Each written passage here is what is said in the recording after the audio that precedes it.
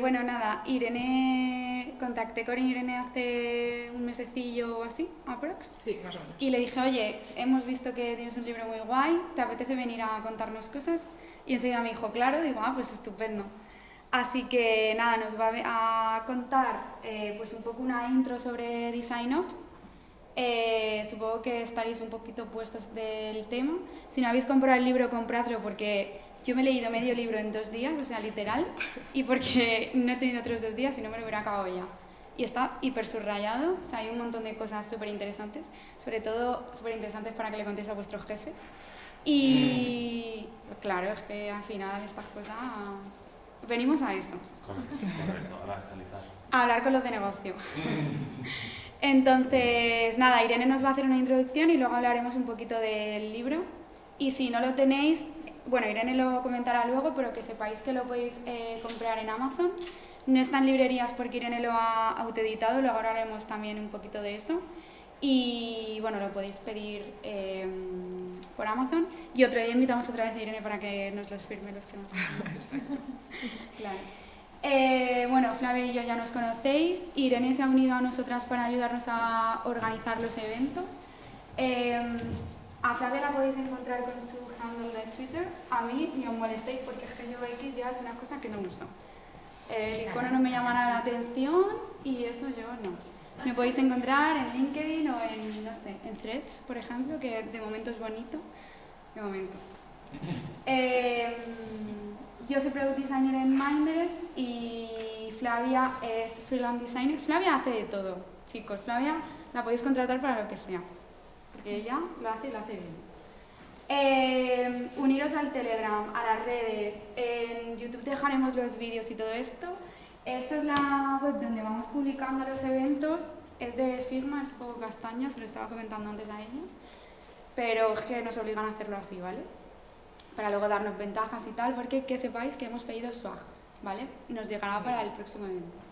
No nos ha llegado para este, pero es que viene de muy lejos. Viene de muy lejos. SiteGround nos sigue pagando el pisco labis de después, así que eso lo agradecemos.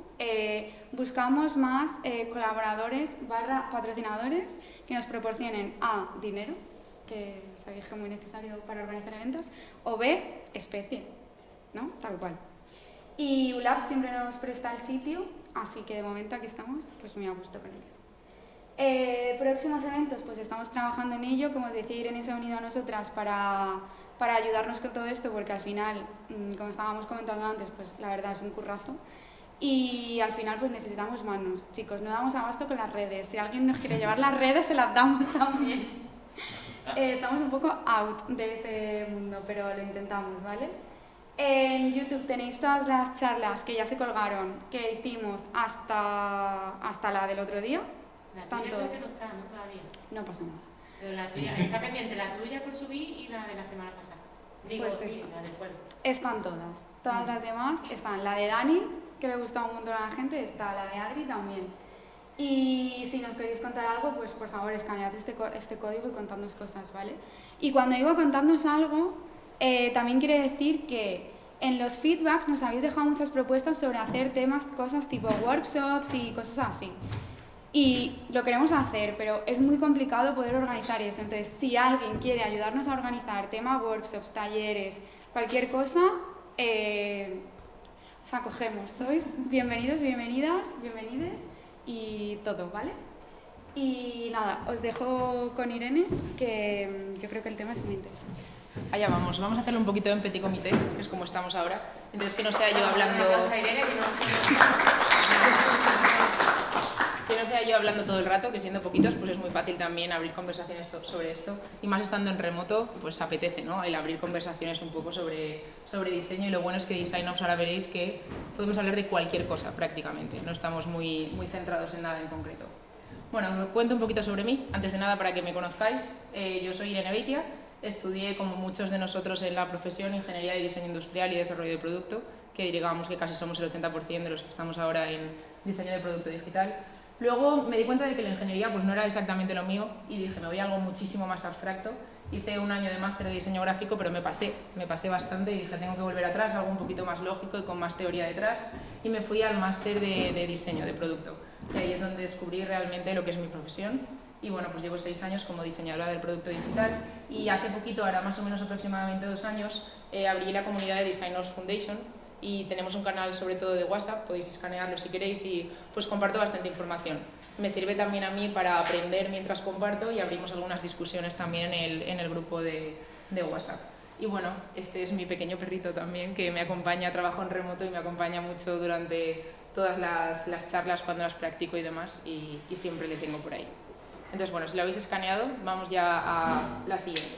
¿Qué vamos a ver hoy? ¿Vale? Importante, con qué quiero que salgáis de aquí y que vamos a ver. Primero, introducción y objetivos. No sé bien si sabéis exactamente qué nos vamos a llevar cuando acabemos la charla, pero bueno, os voy a dar ahora los puntos que tenéis que salir sí o sí con ellos aprendidos, si no, pues volvemos a dar la charla otra vez, no pasa nada. Luego vamos a definir bien qué son las operaciones de diseño, que me parece básico, que se habla mucho, ¿no? Y de hecho hay muchas veces que se confunde incluso con sistemas de diseño y vamos a definirlo bien, vamos a sentarlo para que podáis ir a vuestras empresas a levantar la mano y que os lo implementen rápido. Luego hablaremos del libro, que bueno, pues sí he venido a hablar de mi libro, hay que decirlo, tenía que decirlo, y hablaremos bueno, pues de manual de DesignOps y sobre todo el por qué he decidido escribir este libro y también pues lo mismo, ¿no? Qué conseguiréis si os lo leéis y qué aprenderéis a lo largo de las páginas. Y por último, pues nada, ronda de preguntas y respuestas, sé que Vanessa ya se ha apuntado algunas y si tenéis algunas durante la charla o bien las apuntáis o bien incluso levantáis la mano, que lo dicho, que somos poquitos y podemos hacer de esto una conversación.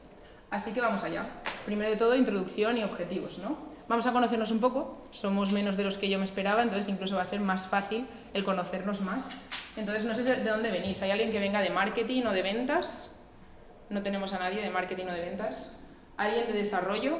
Que sepa de front, de back, muy bien, muy bien. Sabía que iba a haber representación. Me gusta que os interese esto. ¿Qué sois más de front, de back, full stack? Front. Muy bien, soléis estar más cerca de nosotros, los de front. De diseño, entiendo que el resto, ¿no? Vendréis de diseño, más o menos. De producto, PM, PO, Project, Service Designer, más o menos, algo así. Vale, y luego espera que esto no me va con el mando. De operaciones de diseño, ¿hay alguien que ya se dedique a eso, que esté implementando algo dentro de vuestros equipos? ¿Nada? ¿Y alguien que se está planteando trabajar de DesignOps o que se está planteando empezar estas iniciativas dentro de los equipos? Bien, bien, Irene, muy bien. Mi tocaya. Vale, pues mira, os voy a abrir un poquito el gustillo y os voy a contar, se ha presentado la semana pasada, justo se presentó el último informe de 2024 de DesignOps Assembly. Si no conocéis esta comunidad, también sería muy interesante que la siguieseis. Se comparten muchas actualizaciones de diseño en general y sobre todo de diseño en América, por lo tanto van un poquito por delante y está guay también el estar informado. Entonces, bueno, publicaron este report y analizan casi 1000 empresas en torno a la aplicación de las operaciones de diseño en estas empresas. Entonces, os puedo decir que el 43% de las empresas ha establecido funciones de DesignOps a día de hoy, ¿vale? Que es un número bastante elevado, siendo que en el report de 2023 este número estaba en aproximadamente 30, o sea que es un gran crecimiento en un año. También normalmente se tienen las empresas establecidas un DesignOps por cada 30 diseñadores o más. O sea, es una figura que no está muy representada, pero sí que a partir de un límite, a partir de un número de diseñadores, empieza a existir esta figura de DesignOps. También que el 30% de los practicantes de DesignOps combinan su trabajo con las tareas de diseño de producto, que es lo que ocurre, por ejemplo, pues en mi caso. No puede ser tanto por elección propia, como pueda ser mi caso, o por elección de la propia empresa, ¿no? Que a lo mejor no es tanta la carga de trabajo de las operaciones de diseño, que entonces pues hacen que también los DesignOps pues sigan trabajando como diseñadores de producto. Y también por otro lado, porque es mucho más fácil haber empezado como diseñador de producto y entonces pues cambiar un poco tu carrera hacia el mundo de las operaciones. Y bueno, esto es bastante jugoso, ¿no? Que la mediana de la remuneración directa total de un individual contributor en España, siendo DesignOps, perdón, en España no, ojalá, en Europa, me he venido arriba, la ilusión.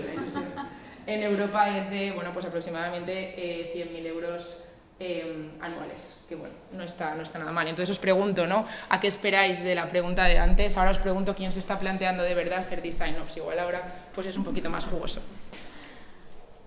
Entonces, bueno, a ver si me deja pasar el mando, aquí estamos. Entonces, lo dicho, ¿no? ¿Qué debéis saber al acabar la charla? Quiero que sepáis bien qué son las operaciones de diseño y que cuando se empiece a hablar de esto en cualquier conversación que tengáis, sepáis realmente de qué se está hablando, ¿no? Porque ahora que estamos en este boom de operaciones de diseño, operaciones, hay muchísima mala información. Entonces, pues esto es como con el carnet de conducir. Cuanto antes aprendas a conducir bien, pues menos vicios tienes, ¿no? Cuanto antes lo definamos, menos habrá luego que explicar qué son las operaciones de diseño. Que pasa un poco como con diseño de producto, ¿no? Que hay veces que se malinterpreta, pintamos, no pintamos, pues bueno, establezcamos bien las bases y así partimos de una buena base. También quiero que sepáis cuáles son los beneficios del rol de Design Ops. Si en algún momento pues, en vuestras empresas se plantea que se va a introducir ese rol, pues saber también cómo defenderlo, cómo defender esa introducción. Y deciros que es muy beneficioso, ahora lo iremos viendo punto por punto, pero digamos que no tiene nada malo, sino que lo único que vamos a hacer es diseñar más. Entonces, bueno, ahora lo vamos a ver que solo es bueno. Y por último, pues nada, que no os quedéis con dudas acerca del manual de Design Ops, que al final es un poco a lo que hemos venido, y si tenéis alguna duda, tanto si ya os lo habéis leído como si no sabéis si leeroslo, si vendrá bien para vuestros roles, pues resolvamos esas dudas también. Entonces, bueno, operaciones de diseño, ¿no? Vamos a definirlo. Las operaciones de diseño se define como la organización y optimización de personas, procesos y herramientas para amplificar el valor y el impacto del diseño a escala. ¿Qué quiere decir esto? Esto es una mezcla de definición entre cómo lo define el grupo Nielsen Norman y cómo lo defino yo. Yo lo hago muchísimo más estructurado porque me gusta verlo de una forma práctica y tangible. Es decir, a mí me gusta hablar de las personas, que serían todos los componentes del equipo de diseño, y los stakeholders, de los procesos, que serían aquellas comunicaciones que estamos generando entre los diferentes stakeholders y las mismas personas que están dentro del equipo de diseño, y las herramientas, ¿no? Para generar esos procesos pues tenemos algo tangible e intangible, que es el software y el hardware. Entonces todo esto, que no es el hecho de diseñar en sí mismo, son operaciones, ¿no? Dentro del equipo. Entonces si todas estas operaciones las optimizamos, realmente las hacemos útiles y eficientes, pues vamos a tener un valor de diseño muchísimo mayor dentro de la organización. ¿Qué quiere decir esto? Si tenemos un proceso de uso de Figma, si tenemos un proceso de uso del sistema de diseño, si tenemos un proceso definido de onboarding, pues todo va a ser mucho más ligero y más eficiente. No, nunca vamos a estar pensando, es que en el onboarding no me han dicho cómo tenía que descargarme Teams, o en qué canales tenía que estar, o con quién tenía que contactar. Bueno, pues si esa operación la tenemos bien definida y bien optimizada, todos los flujos que continúen van a estar muchísimo mejor hechos, van a ser más eficaces. Y por supuesto, esta parte es muy importante, ¿no? Es el impacto del diseño a escala. Es decir, gracias a la optimización de todas las operaciones de diseño, el escalado va a ser muchísimo más rápido y más eficiente. Y sobre todo ordenado, ¿no? Que sería el fin último de las operaciones. Entonces, bueno, por definirlo de otra forma y bajarlo un poco a tierra, lo que hacemos nosotros sería todo aquello que hace un diseñador que no es diseñar, ¿no? Cuando estáis volviéndoos locos configurando las covers de Figma o gestionando los asientos de Figma, que antes lo comentábamos, todo aquello que no es realmente diseñar y vuestro focus time, pues eso son operaciones. Y eso es lo que lo cogeríamos todo, lo haríamos un paquetito y se lo daríamos al diseñador de operaciones de diseño, ¿no? Al líder de operaciones de diseño. ¿Qué conseguimos con esto? Pues que diseñar sea realmente diseñar, sea algo creativo y no sea algo burocrático. Entonces, bueno, aquí tenemos el supermenú de Nielsen Norman, que esto sería pues como la Biblia para los líderes de operaciones de diseño. Divide todas las operaciones en 3 columnas, ¿vale? En 3 áreas diferentes.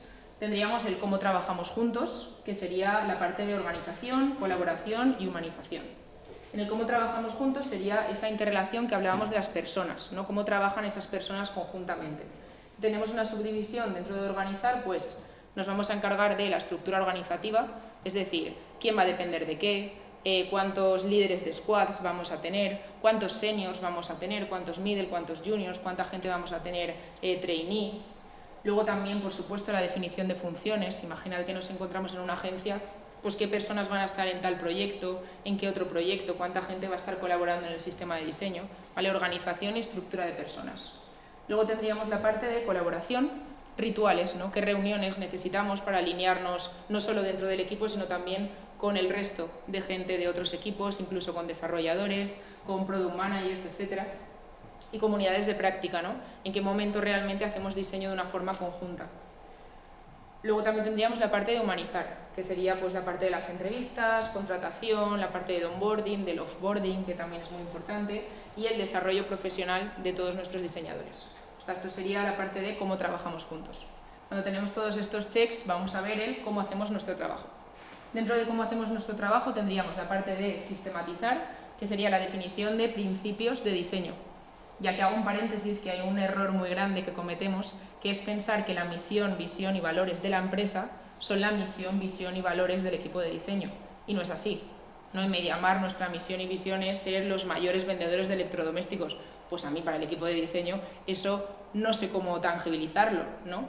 Entonces deberemos también definir nuestra propia misión y visión del equipo de diseño, porque esto también va a hacer que en el momento en el que tenga dos diseños prácticamente iguales que me resuelven el mismo problema, en función de los principios de diseño, si somos más simples, si somos más accesibles, si somos muchísimo más, pues como Temu, por ejemplo, ¿no? ¿Cómo diferenciaríamos cómo es esto?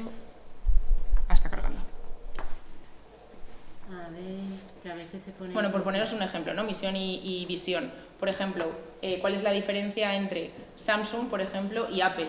Cuando realmente pues, los dos venden electrónica de consumo, venden ordenadores, venden teléfonos, pues eso, su diferenciación sería realmente esa misión, esos valores. Pues uno va a ser mucho más simplista, uno va a tener una interfaz muchísimo más limpia, más ordenada y que va a mirar mucho más por la experiencia del usuario, y en el otro caso, por ejemplo, pues vamos a tener un poquito, algo un poquito pues con más contenido, y un contenido a lo mejor que no mira tanto por la experiencia del usuario de primeras.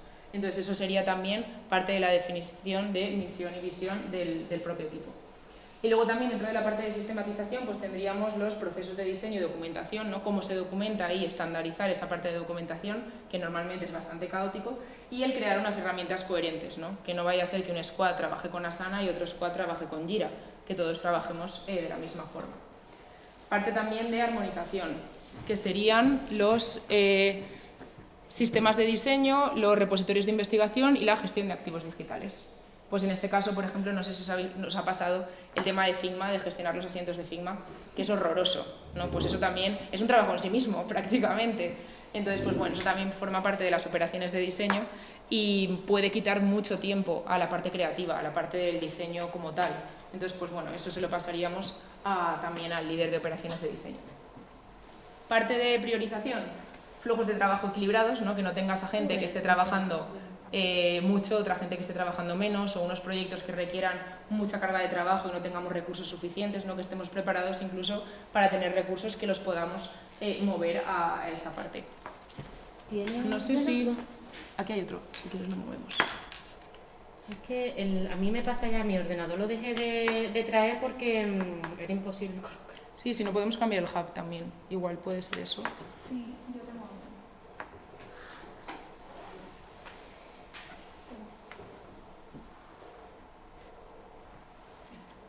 A ver ahora cuánto dura. Si no, muévelo de vez en cuando, a ver Sí, si también eso. se bloquea. Vale, y luego parte de, hemos visto ya priorización, ¿no? Los flujos de trabajo equilibrados, y la parte de medición. Esto sería la fantasía absoluta, o sea, tener a alguien que realmente te mida el equipo de diseño, ¿no? Y no estamos hablando en este caso de las mediciones de ratio de conversión o las mediciones de click rate, o sea, no es cómo el usuario interactúa con el producto, sino cómo el equipo tiene un rendimiento dentro de la empresa, el demostrar por qué es necesario un equipo de diseño, ¿no? Cuando llegue alguien de C-Level y te diga necesitamos reducir la plantilla, que tengas datos y números para decirles el por qué necesitas ese equipo de diseño. Y por supuesto la parte de socialización, ¿no? Que sería toda esa parte de demostrar los casos de éxito, reconocer y recompensar, y educar y evangelizar. Es decir, nosotros podemos tener una idea muy clara de qué es el diseño y la necesidad de implementar ciertos procesos de diseño, pero luego va a llegar un stakeholder que te diga, va, dame la solución ya, que este sprint necesito mandarlo. Pues entonces también tenemos que tener un proceso de educación y evangelización bien estandarizado para que no suponga un esfuerzo extra, sino que en cada una de las operaciones estemos evangelizando también. Y por último la parte de habilitar, ¿no? Que sería entrenar todas estas habilidades de nuestro equipo de diseño para que tampoco se nos quede ni gente oxidada, ni que tampoco, pues por ejemplo, con el uso de inteligencia artificial, que hay otras empresas que sí que lo estén adoptando y nosotros no tengamos ni siquiera un plan de entrenamiento para nuestros propios diseñadores. Entonces, bueno, lo dicho, este es todo el menú, esto sería como la Biblia de las operaciones de diseño, y es en todo en lo que nos enfocamos. Obviamente es muy complicado enfocarnos en todo a la vez, y por eso también pues tenemos que tener muy claro cuáles son los beneficios del rol para ver poco a poco qué sería lo más conveniente para nuestra empresa y en qué momento, para irnos enfocando poco a poco en cada una de las áreas. Entonces, bueno, beneficios del rol. Lo primero de todo, por supuesto, como hemos dicho que nuestro objetivo principal es evitar la burocracia de los diseñadores, pues vamos a mejorar la productividad del equipo, ¿no? Si al final puedes dedicar más tiempo a ser creativo, vas a dedicar más tiempo a ser más productivo. Por supuesto, optimización de la colaboración entre equipos, pues si estamos agilizando procesos, estamos estandarizando todos los procesos y un día tú necesitas algo de tu compañera, vais a saber dónde está, cómo está ordenado y con quién tienes que contactar, porque todos los procesos son estándares y están compartidos en toda la organización. Definición y estandarización de procesos vendría un poco de la mano, ¿no? Es decir, si tienes a una persona que se está dedicando a estudiar cada uno de los squads, cada uno de los diseñadores que necesita, esta persona también va a estandarizar todas esas comunicaciones que existen entre las diferentes personas, entre los diferentes equipos. Entonces vamos a crear frameworks muy claros de trabajo, repetibles, ¿no? Para todos los discoveries, para diseños, para entregables, para que no se ponga un caos. Esto el otro día me lo comentaba una compañera que me decía que tenía bastantes problemas porque de repente se iba de vacaciones un compañero y a ella le ponían en el cliente de esta compañera. Entonces tenía que empezar a entender en qué estado se había quedado el diseño, tenía que ver en qué momento se quedaba incluso la comunicación con el cliente. Bueno, pues si tenemos a una persona de operaciones que defina exactamente cuáles son las estructuras y los procesos que hay que seguir en cada parte del flujo de diseño, igual ya ha establecido unas plantillas, ya ha establecido un sistema de documentación, de forma que esta persona cuando tiene el salto a ese nuevo diseño simplemente se lee el Product Requirement Document, ¿no? El documento, se lee 4 cosas y con eso lo comprende perfectamente. O entra en el archivo de Figma incluso y está igual ordenado que el suyo. Entonces es muchísimo más sencillo encontrar toda la documentación. Es algo que parece muy evidente, pero en el día a día, en el caos que tenemos, pues es muy difícil podernos parar a ordenar todo esto. Más cosas, incrementamos la calidad del diseño entregado, por supuesto, si tienes más tiempo para ser creativo, si tienes más tiempo para focalizarte en el trabajo que estás haciendo y además sabes en qué momento está el diseño y cómo lo vas a ir documentando todo, por supuesto, el diseño va a ser de más calidad. Y por supuesto, hay muchas veces que se busca la cantidad de entregables, ¿no? Y la cantidad de entregables pues, puede llevar a muchos errores. En cambio, cuando introducimos el rol de operaciones de diseño, pues lo que conseguimos es calidad. Luego mejoramos la moral y satisfacción del equipo. Aquí, hace poquito, el equipo de Adevinta ha subido a sus charlas de Adevinta en YouTube una conversación que tienen con Inma Ortiz y Paula Laborda, que hablan precisamente como Design Ops de Yara, hablan precisamente de cómo las operaciones de diseño mejoran la satisfacción del equipo.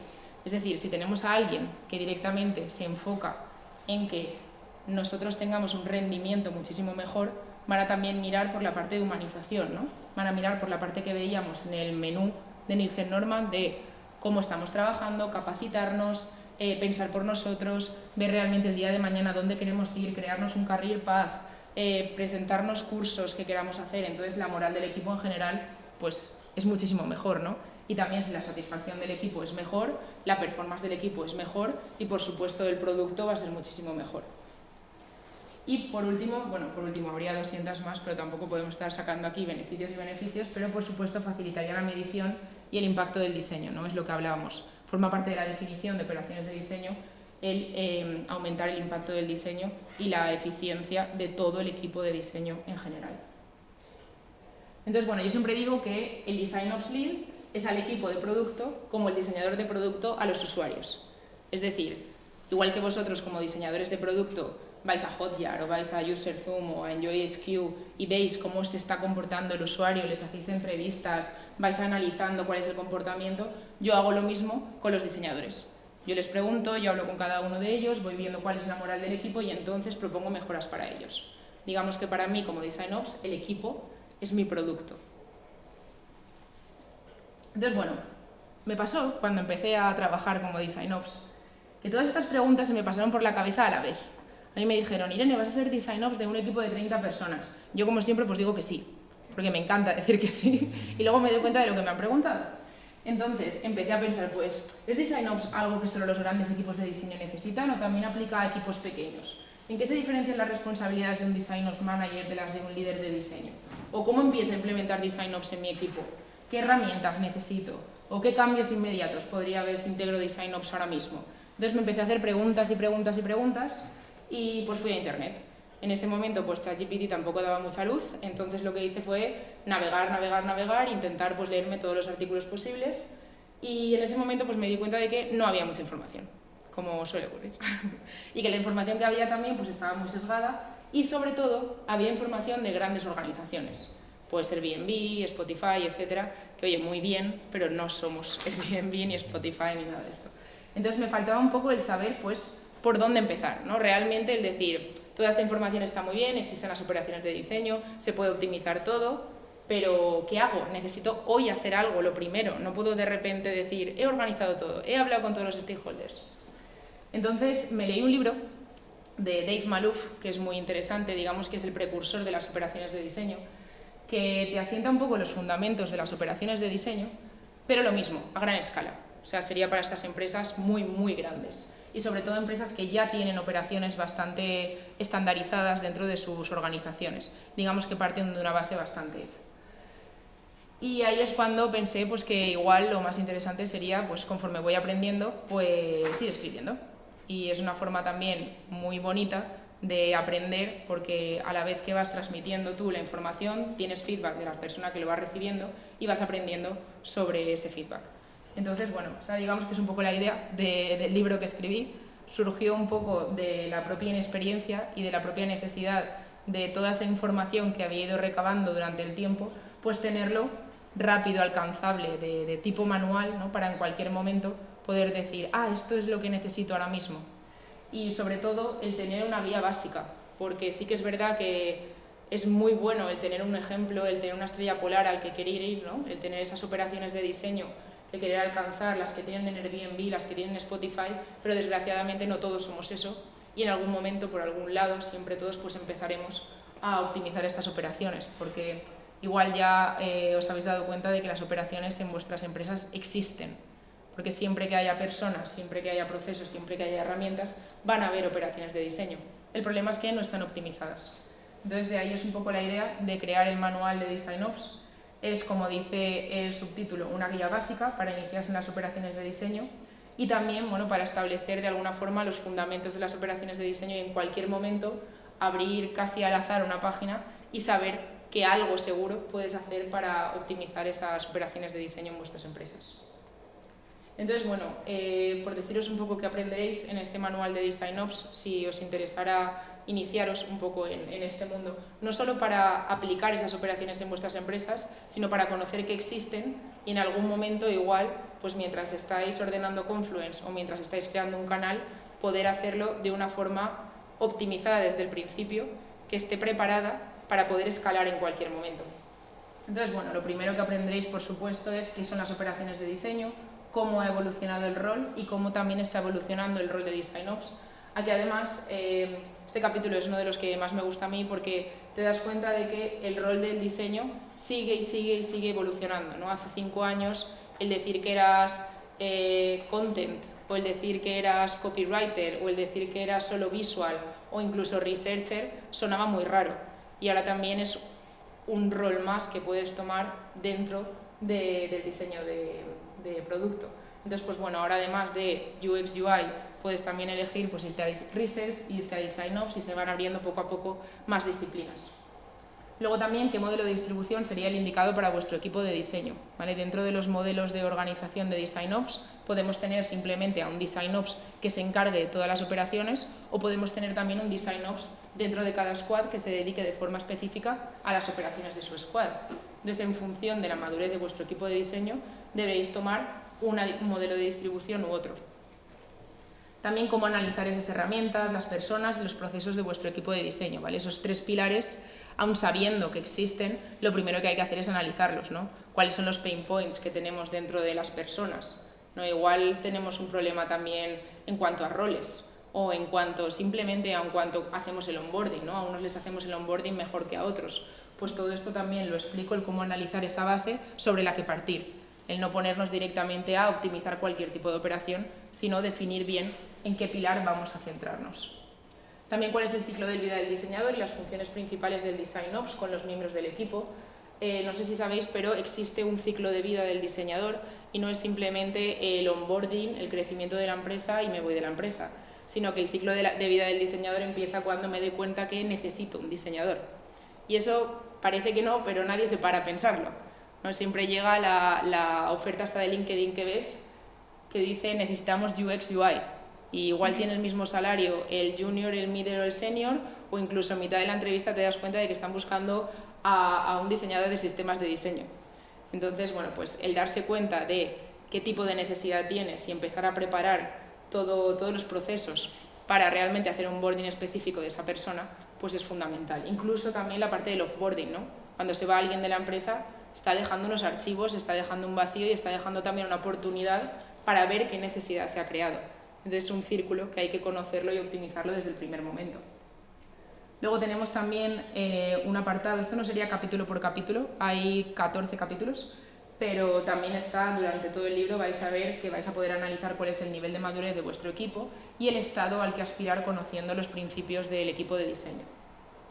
También, y lo pongo en grande, aprenderéis durante el libro a medir a vuestro equipo de diseño, pero sobre todo lo más importante, por dónde empezar, que sería como definir las bases para empezar a medir, que es muy difícil medir, pero tener un punto de partida es muy sencillo. ¿Cómo iniciaros en DesignOps? Que es una pregunta bastante recurrente. Sobre todo ahora estoy dando clases de DesignOps en SIFTA, en Elisava. De hecho, aprovecho, empezamos en febrero. Y una de las grandes preguntas es esa, ¿no? ¿Cómo iniciarse? O sea, el ver que sí, hay mucha información, hay ahora hay muchos artículos, ¿no?, de operaciones de diseño, pero ¿cómo empiezo? O cómo le digo a mi jefe, oye, que necesitamos operaciones de diseño.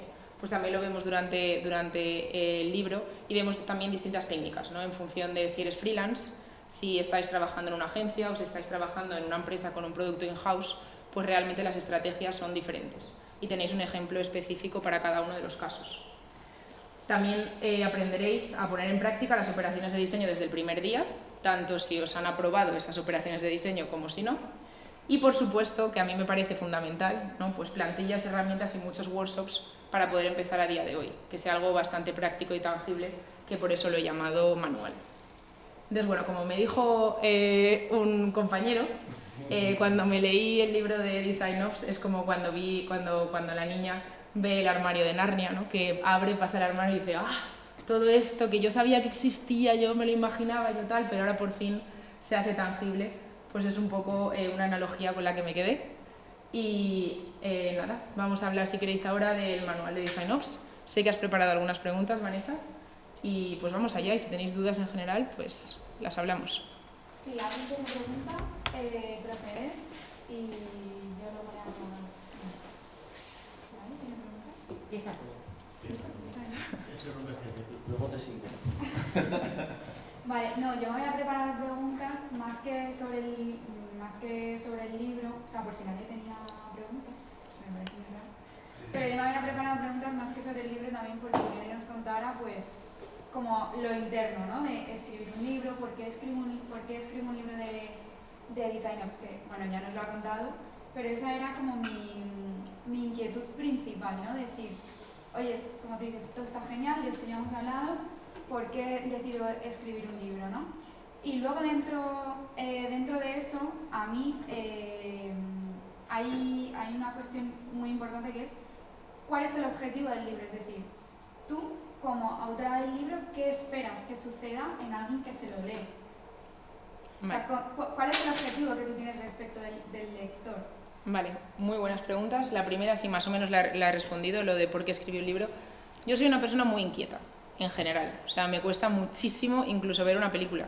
Y esto, bueno, tengo a mi novio por ahí que os lo puede decir, el pobrecillo. Yo soy una persona muy inquieta, entonces necesito estar en acción constante. Normalmente me planteo un objetivo anual. Entonces, el año pasado fue dar clases y conseguí dar clases en SIFTA, en Elisava, tener el curso de DesignOps. Y durante la preparación de todo el material del curso, son 75 horas, entonces me aprobaron el curso, digamos, en noviembre, para la edición empezarla en febrero, entonces tuve muy poquito tiempo para preparar todo el curso y todo el contenido. Por otro lado, también echo mucho de menos escribir a mano, no sé si tenéis la sensación, pero mi sensación cada vez que escribo a mano es ese momento cuando volvías del cole y te había cambiado la letra en septiembre, pues esta es mi sensación constante, entonces dije, voy a escribir todo el curso que voy a dar, todas las diapositivas, a mano. Me puse a escribirlas y yo en la mente tenía constantemente la idea de esto es un libro, esto es un libro, esto es un libro, esto es un libro, al final esto se va a convertir en un libro y como ya os digo que me planteo como un objetivo anual, pues mi objetivo anual fue escribir un libro. Por otro lado, también tuve la suerte, entre comillas, que me di cuenta de que no había ningún libro para iniciarse en DesignOps y tampoco había ningún libro de DesignOps en castellano. Entonces, bueno, pues Océano Azul, pues allá que voy, directamente. Y ese fue un poco el objetivo. Y por otro lado, y también va de la mano con la misma, o sea, tu segunda pregunta, con esta misma respuesta, creo que igual es por el tipo de libro que me gustan a mí, que son libros de productividad y tal, no sé.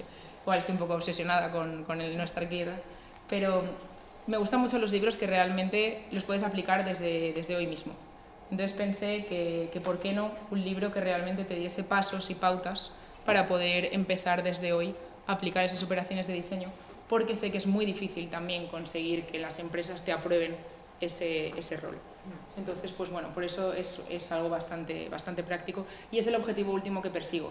Que se entiendan qué son las operaciones de diseño, que las pueda entender cualquier persona, o sea, hasta mi madre, que me corrigió el libro también, que lo pueda entender cualquier persona y que cualquier persona también pueda ser capaz de incluso aplicar las operaciones de diseño y todas las bases a otro tipo de entorno, no como puedan ser que vosotros sí tenéis las DevOps o incluso cualquier persona, cualquier freelance que pueda también pues, organizarse esas pequeñas operaciones que va a tener en su día a día. Yo quiero metiendo aquí, sí, claro, pero sé que vas tú, me cola. No, tranquilo. Cuando te escucho hablar sobre operaciones de diseño, operaciones de software o operaciones de equipo, es que me recuerda tanto a la figura del productor de cine o la productora de cine, que claro, es como algo que cuando veíamos escrito DesignOps, uy, esto suena, ¿no? Un nombre extraño, etcétera, ¿no? ¿Qué es eso, no? Que incluso teníamos compañeras y compañeros que hoy no han venido porque decían, es que eso no sé yo qué es, no me atrevo, ¿no? Claro, da tanto miedo enfrentarse a una palabra nueva que tenga el nombre de diseño, que creo que también para perderle un poquito de miedo quizás estaría guay utilizar pues el productor.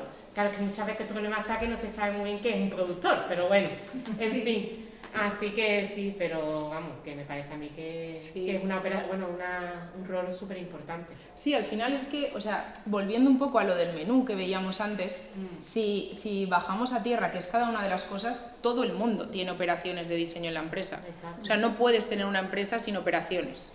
El problema es que no están optimizadas, entonces luego salen desastres como los que podemos tener en las empresas, ¿no? De que a lo mejor hay un canal en el que deberías estar y no estás, y pasan 4 meses y no estás, o tonterías que parecen tonterías, pero cuando las escalas, pues realmente haces que ese escalado del equipo pues sea un desastre, ¿no? Y que luego, pues, ¿qué pasa? Que se despide a lo bestia a diseñadores. ¿Por qué? Porque no se sabe cómo demostrar el valor de diseño. Nadie ha medido al equipo de diseño. ¿Cómo vas tú a decirle al CEO que no, que tienes que mantener a tus 50 diseñadores? ¿Cómo? Literalmente, ¿cómo se lo vas a decir si no hay números? Es imposible. Y luego, si encima no has estado evangelizando y tu empresa venía de ser offline a pasar a ser online, pues igual a quien van a tirar los primeros es a diseño, ¿no? Porque los front lo hacen todo en realidad, o sea, diseño ahora son nuevecitos, desde hace 5 años hemos crecido un montón. Pues necesitas datos, necesitas demostrarlo, entonces lo ideal es tener, si no a una persona, a alguien que haciendo una fuerza de trabajo poco a poco vaya cogiendo esos puntos de dolor de las operaciones, el decir, pues a lo mejor no sabemos cuáles son nuestros principios de diseño, nunca los hemos definido, pues que pare un momento, haga un workshop de 2 horas y se diagnostique los principios de diseño. Ya tienes un punto de partida. O que vaya a la parte de mediciones y diga, vamos a medir la satisfacción del equipo, vamos a preguntarles cómo están, que ya ves tú la tontería que es, pero no ocurre, y luego se te va gente, o se te queda gente que está cómoda y no es lo que estabas buscando, o no estás capacitando y haciendo que la gente se forme.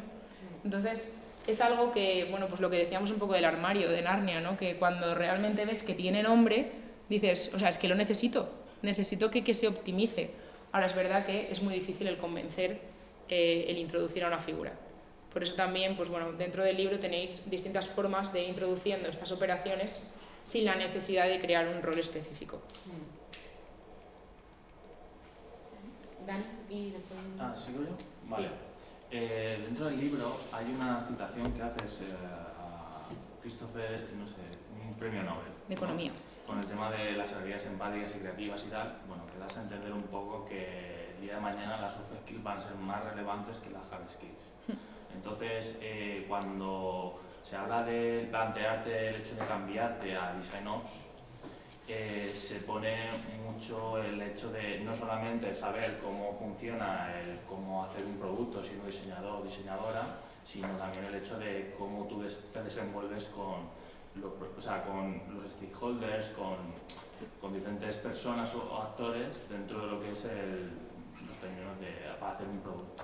Entonces, claro, es como un poco difuso, en plan, bueno, las soft skills, vale, a mí es que me gusta hablar, vale, ya, pero ¿hasta qué punto y qué soft skills son necesarias exactamente o qué formación aconsejarías? Que si quieres entrar en detalle, si conoces alguno, pues genial, pero si no, pues así a grosso modo, porque nos cuentes un poco también todo esto. Sí, pues bueno, hago mención al premio de Economía porque realmente con todo esto del tema de inteligencia artificial, etcétera, pues sí que te hace pensar, ¿no?, en qué pasará de aquí 3 años, ni siquiera diría 10, ¿no?, con lo rápido que está yendo todo. Entonces yo creo que hay que estar muy preparado también en esa parte de más humanización, ¿no?, de todo nuestro trabajo. Porque sí que va a llegar un momento que las herramientas son las herramientas y tú las herramientas las puedes aprender. De hecho, ahora mismo tenemos un problema muy grande, que es que cualquiera que use Figma se cree diseñador. Y eso no es así. Porque Figma, tú puedes ser el mejor diseñador del mundo habiendo usado Sketch, habiendo usado Adobe, habiendo usado Figma y usando lo que usaremos. O sea, no es tanto la herramienta, sino las habilidades que tengas. Y esto ocurre igual con las operaciones de diseño. O sea, tú puedes saber un montón de la teoría de las operaciones de diseño, puedes ser el mejor en el cálculo del ROI, ¿no?, del retorno de inversión, puedes ser la leche en finanzas, pero si realmente no tienes unas buenas habilidades de comunicación, por ejemplo, pues no te vas a hacer nunca con los stakeholders, no lo vas a conseguir. O los diseñadores te van a ver como un policía que vas y les dices, no, ¿por qué no estás usando este proceso? O si ya lo he estandarizado, ¿por qué estás haciendo lo que te da la gana? Entonces realmente también tiene que haber un juego con esas habilidades de comunicación, que de hecho también hay un juego con las habilidades de comunicación cuando eres diseñador de producto, porque al final muchas veces estamos hablando de varias soluciones para un mismo problema. Entonces cuando tú eres un diseñador de producto necesitas también tener un balance entre ese uso de herramientas y esa comunicación para poder defender tu idea, tengas datos o no tengas datos, pero como no sepas vender tu idea, estás vendido tú. Entonces, durante el libro también tienes ese formulario, ¿no?, donde puedes autoevaluar las habilidades mínimas que se consideran para un diseñador de operaciones, y entre ellas pues sí que tendríamos esa parte pues de comunicación, de empatía, no lo mismo, ¿no? Si yo estoy trabajando para el equipo de diseño y el equipo de diseño me dice que el NPS no es bajísimo, yo tengo que aumentar la felicidad del equipo. Necesito ser empáticos con el resto del equipo. Si me da igual y estoy mirando más por la parte de negocio, igual me cargo al equipo de diseño. Y por otro lado, la satisfacción del equipo es la base de lo que yo estoy haciendo como DesignOps. Si el equipo baja su nivel de felicidad, yo estoy bajando mi nivel de rendimiento, de alguna forma también. Entonces sí que existen unas habilidades mínimas que hay que demostrar, y en el caso además de las operaciones de diseño, parte técnica o parte de software y hardware no tenemos. Entonces necesitamos mucho más aumentar esas habilidades blandas que las duras, porque duras como tal no tenemos apenas. Había aquí una pregunta y luego... Bueno, muchas gracias por la charla, está muy bien. Tengo 2 dudas. Una es una pregunta que tú le has contestado, la que tú has hecho, que es ¿cuál es la diferencia que encuentras entre hacer el DesignOps y de un líder de diseño? Porque en el cuadro que has puesto de Nielsen hay muchas cosas que yo no considero que sean de DesignOps desde mi punto de vista, ¿no? Y me interesa mucho conocer tu opinión. Y la segunda es ¿cómo crees que se puede evitar caer en el barroquismo de un DesignOps? Y pongo un ejemplo. En el equipo en el que yo trabajo tengo una persona que está muy puesta en este tema y por ejemplo el handoff es absurdo y llega a niveles de decir esto es un artículo del mínimo, esto no es para trabajar el día a día. Y le hice un ejemplo, le dije ahora vas a hacer tú un handoff y me lo tuvo que reconocer, porque si no lo haces tú no sabes a lo que estás enfrentando. Sí. ¿No? Entonces un poquito por conocer la diferencia desde tu punto de vista, y lo segundo es cómo evitar caer en ese tipo de prácticas. Vale, muy buenas preguntas. Mira, la primera, con Alejandra, en las charlas que di en DesignOps Latam, tiene una conferencia anual, justo hice un workshop de 2 horas de la diferencia entre DesignOps y Design Lead. El menú de Nielsen Norman que hemos visto, lo que dice es qué son las operaciones de diseño. No dice que tengamos por qué solo los líderes de DesignOps focalizarnos en esto. O sea, estas son las operaciones de diseño. Los líderes de diseño se van a focalizar en el qué, en el producto. Es decir, un líder de diseño sí que va a decidir, por ejemplo, que el año que viene nos centremos más en todo lo que tiene que ver con la app. Entonces yo, como DesignOps, lo que voy a hacer es ver qué personas tenemos que sepan de app para dedicar esos recursos a la app. Entonces digamos que DesignOps se va a focalizar en el cómo hacemos la estrategia que planteamos, y el Design Lead se va a focalizar en el qué tenemos que hacer. Es una línea muy muy delgada. De hecho, por ejemplo, el ejemplo más concreto sería el presupuesto. El presupuesto podríamos decir que está dentro de las operaciones de diseño, por supuesto, y formaría incluso parte de la medición, ¿no? A mí, por ejemplo, no me dejan tocar el presupuesto. Yo sí que tengo controlado el presupuesto de Figma y punto, no puedo tocar otro presupuesto, porque por políticas de empresa, pues eso forma parte de la líder de diseño. Entonces, existen muchas como metodologías o frameworks que se pueden seguir donde tienes que hacer una definición de expectativas cuando tienes un rol de DesignOps como tal, para realmente crear esa línea entre quién se va a encargar de qué tipo de operaciones. Pues depende del tipo de empresa y depende de cómo tengas organizado también el modelo de operaciones de diseño. Puede pasar que tengas a una persona dedicada en cada uno de los squads a las operaciones de diseño.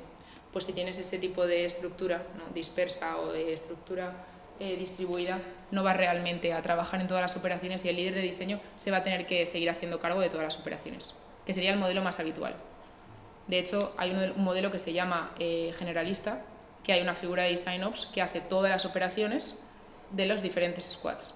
Esa figura es el líder de diseño, siempre. Ahora, si tienes la suerte de tener una persona dedicada, entonces eso lo hará esa persona dedicada. Pero normalmente el líder de diseño es el que hace las operaciones de diseño. Y en cuanto a lo del handoff, yo por eso no he querido dejar de diseñar. Porque pasa como en todo. Si tú dejas de estar en el barro, es más difícil ver el barro. Entonces, esta persona que está intentando estandarizar procesos que ella no ha visto cómo se hacen, pues no va a poder estandarizarlos bien. Y por supuesto, todo pasa por la parte de la medición. Si ella hubiese medido desde el primer momento qué pasa con el handoff y qué está pasando, tienes un histórico, se habría dado cuenta en 3 días de que está bajando la felicidad con ese handoff. Entonces, si tenemos una medición de cada uno del flujo end-to-end de diseño, vas a saber realmente si estás teniendo una buena performance con las iniciativas que estás planteando. Y por otro lado, hay que escuchar. O sea, en el momento en el que tú presentas una iniciativa, tú tienes que tener un canal de comunicación directo con los usuarios de esa iniciativa, ¿no? Cuando nosotros diseñamos una funcionalidad, tú tienes unas métricas que están traqueando si esa funcionalidad tiene una buena performance o no. Pues esto es lo mismo. Si yo implemento un nuevo proceso, tengo que tener un seguimiento de cómo está performando el proceso, ¿no? Pues ahí me daré cuenta de si está yendo bien o está yendo mal. Y lo más normal es que tú estés preguntando constantemente a la gente que está usándolo. Eso es lo primero. Hay una metodología, un framework, ¿no?, que es el Listening Tour, que sería como lo primero que haces cuando llegas a un equipo de diseño, que sería entrevistarte con cada uno de los miembros del equipo de diseño y ver realmente qué necesitan. O sea, no es tú decir, uy, tengo que mejorar el sistema de diseño. No, es que te digan que tienes que mejorar el sistema de diseño. Entonces, al final, caer en eso es muy sencillo, siempre y cuando no estés escuchando al equipo. ¿Tenemos otra pregunta por aquí? Sí, a ver, yo estoy adaptando este rol de DesignOps y hacia mí sobre la masa, porque como bien dices, no hay mucha información. Y bueno, un poco también para saber si este proceso, como decía el compañero, no queda en el barroquismo de hacer como comunicación muy extensa. Entonces, quizá lo primero que he hecho es entrevistar, reunirme con el UX y el UI y bueno, ver cuáles son los pain points, ver qué fricciones hay, sacar unas conclusiones de eso y a partir de ahí intentar ver qué oportunidades aplicando el DesignOps podemos tener. Y básicamente lo que estoy es como bajando una documentación, una metodología de trabajo en Figma, pero claro, mucho más allá. En este momento estoy ahí, como viendo a ver, pues bueno, cosas como las portadas, que todo tenga el versionado, la nomenclatura, pero claro, no sé me compraré el libro, ¿Cómo están esos pasos? Si estoy empezando por el principio, si hay otros pasos antes, si hay, no sé, si me he saltado algo, o sea, estoy como un poco aprendiendo a la vez que hago, intentando, sobre todo los soft skills, de comunicarme con ellos, para ver qué necesitamos. Claro, es un equipo pequeño, y a la vez viendo hasta qué punto son importantes esas operaciones y bueno, y si no van luego a ser más un freno, un acelerador. O sea, ahora mismo también es un poco peligroso, pero bueno, no hay trabajo de UI, hagamos ahora Design Ops. Bueno, esto es como una carrera de fondo, esto es algo que se va a tener que mantener, al menos es lo que yo pienso. Y cómo argumentar toda esta faena que estoy haciendo y que tendré que seguir haciendo. Claro, pues bueno, hay dos cosas básicas que una ya las he empezado a hacer, que es escuchar a tus compañeros. Si no, al final vas a proponer mejoras de operaciones de diseño que a ti te van a parecer las correctas, pero en el momento en el que las pongas en práctica, igual has perdido el tiempo, ¿no? Entonces, lo primero, por supuesto, es escuchar a tus compañeros. Y lo segundo, o lo que puedes hacer también a la vez, es medir cuánto tiempo tienes para poder trabajar en operaciones de diseño. Porque te han dicho que ahora mismo no hay trabajo de diseño, claro, pero sé ahora mismo hasta dónde llega. Porque sería una pena que tú dijeses, acabo de darme cuenta de que no tenemos ningún ritual dedicado para X, te pongas a trabajar en ese ritual y a implementarlo y en un mes te entre algo de diseño y lo dejes a mitad. Entonces lo ideal es pues ver cuánto tiempo, ¿no? Y definir esas expectativas que tienes tú y que tiene también tu jefe contigo. Es decir, hasta qué punto tú vas a seguir también trabajando como Design Ops a la vez que estás trabajando como diseñador de producto, ¿no? Y sobre todo que haya una comunicación donde se diga, ¿tu nombre? ¿Cómo es? Óscar. Óscar va a estar trabajando ahora mismo haciendo Design Ops en un 20% y un 80% como tal. Entonces tú ya tienes también un punto de responsabilidad en cuanto a las tareas de operaciones. Porque si no, al final, mira, Óscar, qué gracioso, que quiere optimizar no sé qué. Sí, hombre, pero es mucho mejor si el líder te ha puesto a ti como el que va a realizar estas tareas. No, está claro, está definido. A mí me surgen las dudas, no hay ninguna metodología agile, hay un Jira, ¿no? Hay unas tareas ahí, pero no hay unos rituales como una weekly, pero quizá no sea lo suficiente como para comunicarnos. ¿Hasta qué punto el Design Ops tiene que decir, oye, hagamos esto bajo una metodología, bajo un framework, hagámoslo así, tengamos unas dailies, tengamos unas plannings, tengamos todo esto? Claro. Dependiendo realmente de cuáles sean las iniciativas en las que vais a empezar a enfocaros, vas a necesitar una metodología u otra metodología y vas a necesitar unos aliados para trabajar en esas operaciones, en la mejora u otros. Entonces, yo lo que sí que te recomiendo es que si vais a empezar con las operaciones de diseño, de momento tengáis un canal dedicado a operaciones de diseño, porque necesitas darle la misma importancia que tienen el resto de temas. Luego, lo que has dicho de que estás bajando de puntos de dolor a oportunidades, etcétera, el libro de Discovery Habits de Teresa Torres, que funciona con la metodología del Opportunity Tree, ¿no? Diagnosticamos los pain points, de ahí bajamos a oportunidades y oportunidades a soluciones. Aplicamos exactamente la misma metodología en operaciones de diseño. Vemos cuáles son los puntos de dolor del equipo, de nuestros compañeros, analizándolo y escuchando al usuario, como hacemos con producto. De ahí sacamos unas oportunidades de mejora, dónde y cómo podemos mejorarlo y aplicamos soluciones. En esa solución lo que te recomiendo es que te busques aliados. Nunca trabajes solo en una iniciativa de operaciones de diseño, o intenta no hacerlo. Porque si no es tu mejora de operaciones de diseño, no es vuestra mejora de operaciones de diseño. Entonces, si podéis buscaros aliados, siempre es mejor compartir el ownership, ¿no? De alguna forma. Por supuesto, luego comunica todo lo que vayas haciendo, eso es fundamental. El comunicar también en qué estado estás, cómo lo vas a hacer, qué esperas de esta iniciativa, comunicarlo en todo momento, porque al final estás creando también hype, ¿no? De alguna forma estás haciendo que tus usuarios o que tu equipo de diseño busque esa mejora, esté atento de lo que estás haciendo y sepa qué esperar de ti, ¿no? Sí. Pero bueno. Y una vez ya tienes pues ese canal creado, ese aliado, esa iniciativa, pues entonces es ir comunicando cuáles son esos pasos y sobre todo dar deadlines, que es lo que te digo, si tú realmente tienes bien dividido tu tiempo de trabajo, te va a ser relativamente sencillo pues ajustarte a esos tiempos, porque es muy triste también y pasa mucho que como estás en ese doble rol de diseño de producto y Design Ops, obviamente si entra algo de diseño de producto, las Design Ops ahora mismo las vas a dejar de lado. Pero si tú has establecido que bueno, ese 20% lo voy a seguir manteniendo, va a ser mucho más sencillo demostrar que las operaciones de diseño sí que sirven para algo, porque vas a poder acabar tu iniciativa.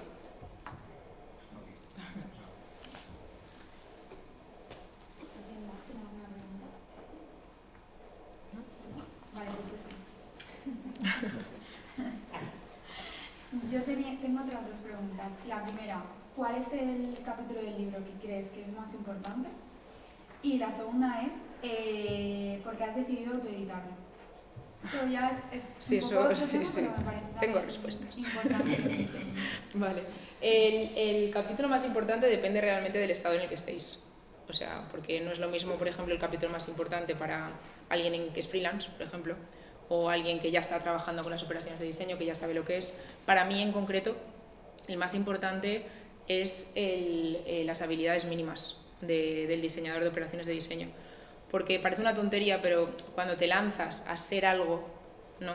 Es bastante importante saber cuáles son las habilidades mínimas, sobre todo cuando no hay una formación establecida, ¿no? Si vas a ser, si vas a montar edificios, tú sabes que tienes que ser arquitecto, tienes que ser ingeniero de canales, caminos, ¿no? O sea, hay una formación que sabes que tienes que hacer para llegar a ser eso. Pero DesignOps aún está muy abierto y realmente puedes venir de distintos ámbitos.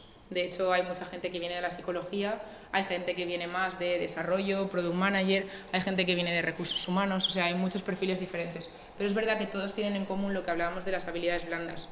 Gente que tiene buena capacidad en la comunicación, gente que se está formando también en gestión de proyectos. Entonces, esa me parece bastante fundamental porque incluso yo misma hay muchas habilidades que me gustaría seguir mejorándolas, ¿no? Gestión de toda la empresa en general, la parte de project management. Entonces, bueno, digamos que para mí es la fundamental, pero cada uno, pues, no sé, igual si no tenéis métricas en vuestro equipo de diseño, esa es muy buena tenerla en cuenta, que así puedes hablar el mismo idioma que negocio. Vale. ¿Y por qué has decidido autoeditarte? A ver, esto es cuestión de dinero. Y eso lo sabrá gente, si alguien ha escrito un libro o ha oído de alguien que ha escrito, se llevan mucho dinero de las editoriales. Yo no he contactado con ninguna, o sea, yo directamente decidí autoeditarlo. Como también estudié diseño gráfico, me apetecía bastante el reto. Es verdad que llegué al punto que odiaba InDesign. Lo odiaba, o sea, era abrirlo y sabía que un carácter me iba a afectar a todo el libro. Entonces me volvía loca. Ahí pensé, tiene sentido que las editoriales se lleven tanto dinero, obviamente, y te hacen toda la parte de publicidad, etc. Pero bueno, el reto me apetecía bastante, sé que Amazon también lo facilita. Tú lo que estás haciendo en Amazon cuando utilizas autopublicación de KDP es que directamente subes el PDF editado. Entonces el libro se imprime a demanda. Es decir, en el momento en el que lo pedís, pues directamente se imprime y os llega a casa. Entonces me parecía bastante sencillo y bueno, lo vi factible el hacerlo yo. Siempre queda más fino si te lo hace una editorial, pero bueno. Está bien. Yo no veo la diferencia con un libro de editorial. Los 8 meses de la edición. Y toda mi familia leyéndoselo. Eso sí. Pero es que hay Sí, muchas sí. editoriales también que la corrección te la haces tú, ¿eh? O sea, Ya. Y bueno, y el tema también del diseño Sí, no, es mucho. increíble, o sea, que tampoco Sí. te creas que depende del sello. Sí, eso sí. Entonces, ¿cuánto te ha costado hacer el libro? Si solamente la ¿En edición tiempo? ha sido ocho- Sí, porque Me voy a 8 poner meses. esto de fondo. Para Pues- aquel que se quiera adelantar en el Sí. tiempo. Pues eso, en febrero lo tuve escrito, empecé en diciembre más o menos, en febrero lo tuve escrito, pero escrito como primer borrador, entonces empecé con las correcciones y demás, empecé y empezaron todos mis amigos y familiares, que tengo suerte que son los típicos que tienen 3 o 4 libros en la mesita de noche y pueden leer a la vez, Sí. entonces son gente perfecta para corregir. Y luego el problema fue la edición. Estuve realmente, pues, no sé qué fueron, 6 o 7 meses con la edición. Porque al final es un trabajo en sí mismo. Entonces, pues igual un fin de semana, un lunes por la tarde, lunes, martes, un otro día. Y lo malo es que también a poco que editas, ¿no? Que cambias o que decides meter una ilustración aquí, porque claro, haz figuras, que esa es otra. Haces un esquemita, una figura y cuando ves dónde va a ir se te ha movido todo. Entonces tienes que volver a editarlo. Pero bueno, ya está ahí. Ahora ya estoy contenta. Que está todo color y todo, ¿eh? Muy guay. Sí. Sí. Pues ya está, yo no tengo más preguntas. Ahora cuando llegue a casa hablo. Está muy guay. Está muy bien. Yo quería preguntaros a los de Front, ¿qué os llama la atención de las operaciones de diseño? Chun, chun. O sea, no las conocíamos. En mi empresa yo tengo la experiencia de que se ha reducido la plantilla de diseñadores. Por el hecho de que había 3 diseñadores por proyecto y no han podido justificar de manera correcta que necesitábamos diseñadores y ahora tenemos uno para 5 proyectos. Entonces el diseñador no da abasto y hay veces que encima le faltan cosas, tenemos que volver a preguntar. Los componentes no están para todos los tamaños de pantalla y eso también hace el trabajo más. Eso. O sea, era un comentario que quería hacer, pero no era ninguna pregunta. Sí. No, pero me parece muy interesante porque realmente las operaciones de diseño afectan a toda la empresa. O sea, el tenerlas optimizadas afecta a toda la estructura. Entonces me ha parecido interesante que también vengáis a esto. Y de hecho, bueno, nosotros en algunos equipos sí que vemos que los design ops también tienen en cuenta las operaciones de los front, porque hay en algunas empresas que también se meten dentro del equipo de diseño, según realmente donde estén trabajando. Por ejemplo, los de front que trabajan directamente con los componentes, con el sistema de diseño, sí que formarían parte del equipo de diseño como tal. Entonces, las operaciones van ahí. Claro. Estoy en contacto con el sistema de diseño de la empresa. Exacto. ¿Y qué mediciones harías? ¿Qué mediciones recomendarías para empezar a justificar los costos de diseño? La primera es satisfacción del equipo de diseño, tiempo de entrega de los proyectos, tiempo de entrega del proceso end-to-end de diseño, o sea, tiempo realmente del proceso end-to-end, desde que realmente se detecta el problema hasta que finalmente se hace delivery. Eso es fundamental, porque en el momento en el que midas eso, vas a saber realmente dónde tienes el error. Y además si lo vas midiendo fase a fase, ¿no? El proceso de empatía, etcétera, vas midiendo cada una de las fases y vas viendo cuánto tiempo pasa de fase a fase. Vas a diagnosticar enseguida dónde tienes el problema, porque vas a ver el retrabajo. Satisfacción del equipo es fundamental, como en todos los proyectos. Y bueno, con esa es suficiente. Y si no, luego ya está el ROI, el retorno de inversión, que sería como lo ultra básico. Y es bastante sencillo. Empezaría por algo que realmente podáis acceder a la métrica, porque lo más difícil es generar esa métrica y ese historial. Pero si podéis llegar a tener eso, con eso podéis ir tirando más que de sobra. Bueno, ¿no hay ninguna pregunta más? Si no, le podemos hacer más preguntas en el espacio de bebida, networking, etcétera, que Claro, tenemos claro. aquí hasta que nos echen. Que ya sabéis que cuando nos echan, si quedan cosas, nos podemos quedar un ratito fuera también. ¿Vale? Así que nada, agradecerte, Muchas gracias. Irene, por estar por aquí y venirte desde Valencia a Alicante a presentarnos tu libro. Y nada, no sé si puedes firmar el libro y tal. Ah, sí, bueno, claro. Eso, Eso me sigue dando vergüenza. ya, pero bueno, yo qué sé, eres como Claro, lo no haberlo típico, ¿no? De ya que has escrito un libro que se firme, ¿no? Sí. Para cuando lo tengamos que renovar. Exacto. Oye, eso es un éxito para ti. Sí, pero si me llevo algo de la reventa, si no, hombre. En fin, bueno, nada, vamos a darle un aplauso a Irene y